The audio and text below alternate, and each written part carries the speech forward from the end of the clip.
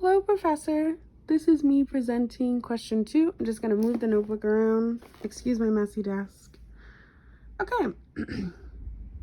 So for this question, I'm essentially being asked, what is the limit for 3 from a positive direction? Hope you can see that well. Okay, positive direction for this equation. Or for this, I would call this I would call this an equation. I know that's not right though. But for x over 1 divided, x minus 1 divided by x minus 3. So I just have an idea to plug in the 3.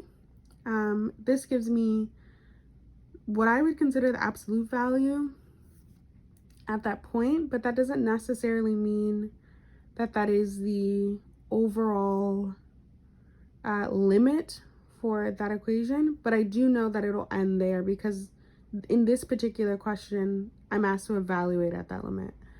So then I would say the limit there would be 2. And then for B, I did a similar thing because I was asked what is the limit for this equation.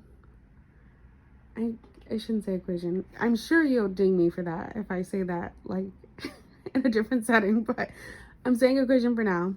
So for B, I know x going positive towards positive infinity is what I'm being asked. What is the limit for x going towards positive infinity? So I just plug in a 1 to see what I would get out, and I get a 1 back.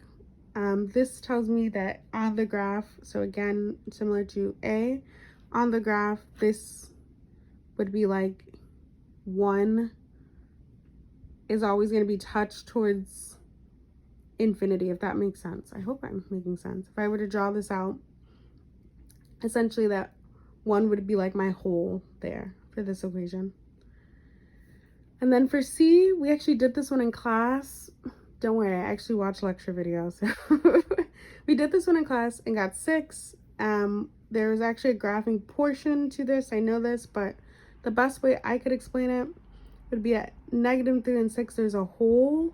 And so for this evaluation, I know 6 is the limit for -3. All right, I'm gonna flip over. Okay, for the last question, this is kind of a 3-part one, even though it wasn't written as such. Excuse my messy desk. Oh my God. Okay, sorry. I work in bunches. Anyway, so this is a piecewise function. Again, I just plug in the 2 to get out for the first equation. Oh goodness, hold on, give me 1 second.